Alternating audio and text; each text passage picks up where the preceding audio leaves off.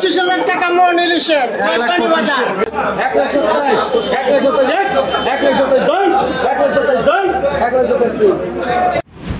Good morning everyone. তো আজকে দীর্ঘ 65 দিন পরে আজকে আবার শেষ হলো। তো নতুন একটা বোট আসছে আজকে মাছ নিয়ে। তো তারা কিন্তু দীর্ঘ 65 দিন অবরোধের পর কিন্তু আজকে নতুন আসছে মাছ বিক্রির জন্য। তো তাদের কিন্তু বরফ ছিল না, এই জন্য মাছের কালারটা একটু ডিসকালার হয়ে গেছে। তো মাছ পাইছে, তাদের সাথে কথা বলবো, একটু কাজে ব্যস্ত, এজন্য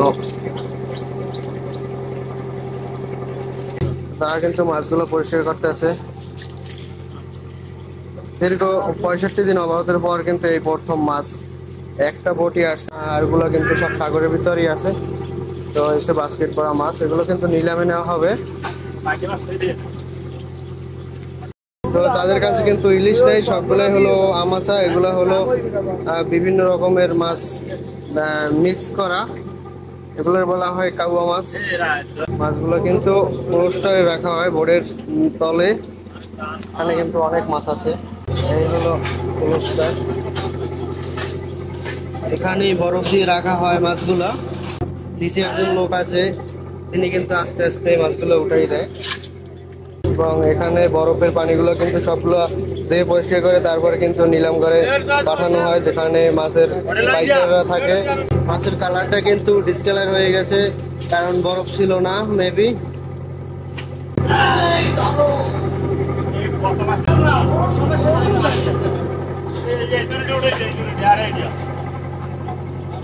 এগুলো কিন্তু গভীর সমুদ্রে যায়। তো তাদের কাছে ইলিশ নাই, শুধু এগুলোই আছে আমাশা, বিভিন্ন ভ্যারাইটিসের মিক্স করা।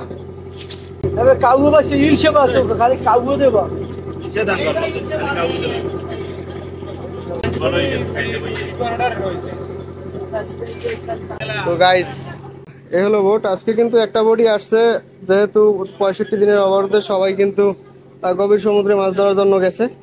তারা হয়তো মাছ পাইছে অল্প স্বল্প, তা নিয়েই চলে আসছে। তো এই ছিল। এখানে আরো একটা ছোট বোট আসছে, তারা পাইছে হলো চিংড়ি মাছ। এগুলা কি ঘর আর ভাই?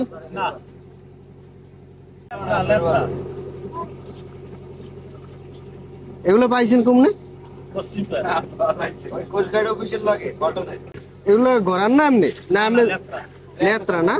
তো তারা কিন্তু শুধু চিংড়ি মাছই ধরে, সাথে পাইসা বাটা এগুলো আছে, অবশ্যই একটা আছে।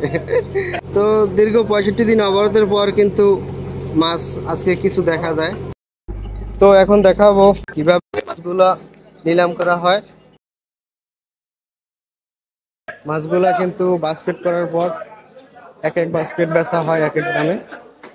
চলো সেটাই দেখাই। অবশ্য কেনছেন কত টাকা পড়ছে এই কটা? ও, তো সে কিন্তু জানে না আসলে মাছের দাম, সে হচ্ছে ড্রাইভার। এই হলো পল্টন।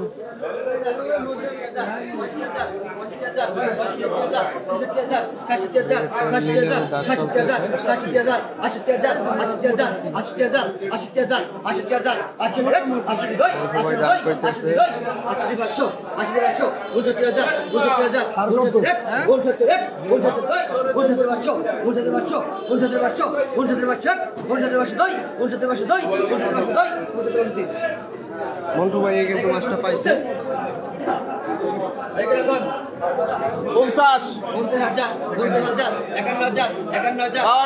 25,000 টাকা মন ধরে কিন্তু মাছটা দাম না ভাগানো হয়েছে।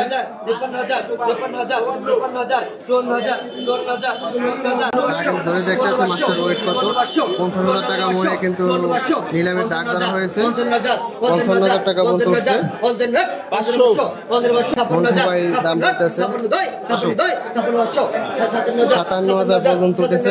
58,000 টাকা উঠে গেছে।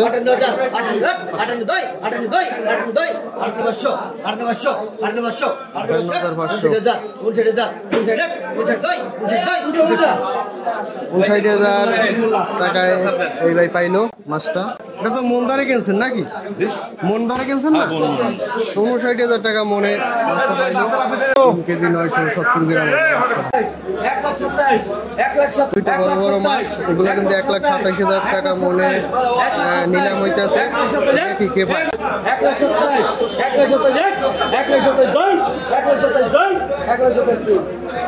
ওই মাছগুলো কিন্তু 1,27,000 টাকা ধরে। আবারও মন্টু ভাই পাইলো। কত ওয়েট হইলো? 1 কেজি 400 গ্রাম ওয়েট হয়েছে।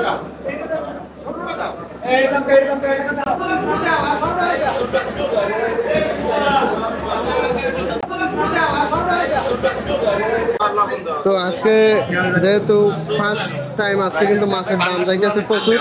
যেমন ছোট ছোট ইলিশগুলো যেগুলা 400-500 গ্রামের, এগুলো কিন্তু 60,000 টাকা মন দরে কেনা হয়েছে। তো আজকে যেহেতু একটা বোটরসে মাছ কিন্তু একদমই নাই, তো এগুলা কেনা হয়েছে পাইকারি।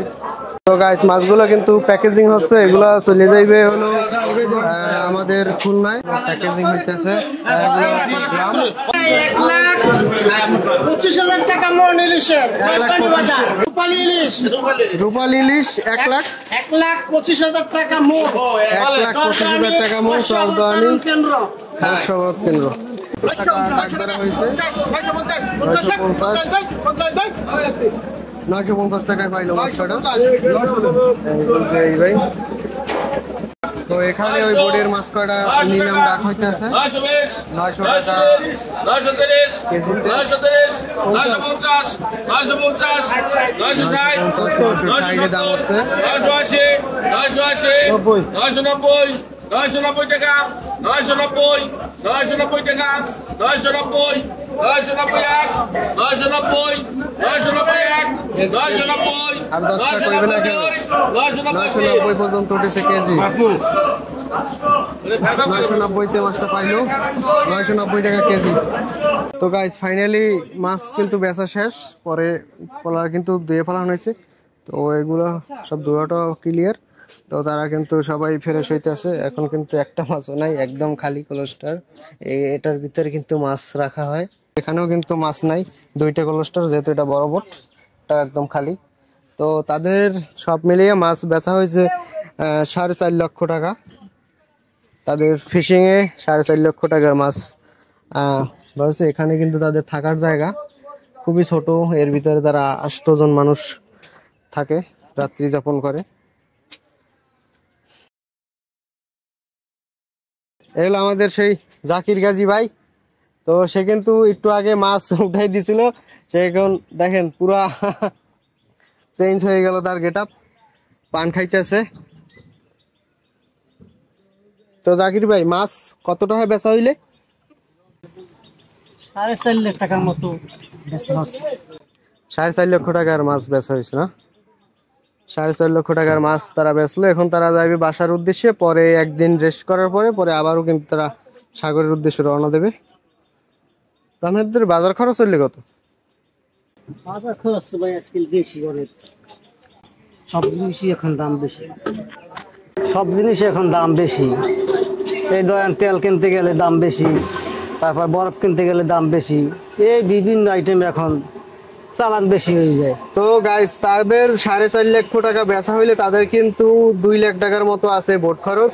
যে দেখেন এই বেরেল গুলা, এই সমুদ্রের ভিতরে কিন্তু পানিগুলাও কিনে নিতে হয়, তারপর তাদের বাজার খরচ, তারপরে তেল। এইটা কিন্তু একটা 6 সিলিন্ডার একটা ইঞ্জিন, যেহেতু প্রচুর তেল খায়, এজন্য তাদেরকে বেরেল তেল কিনতে হয়।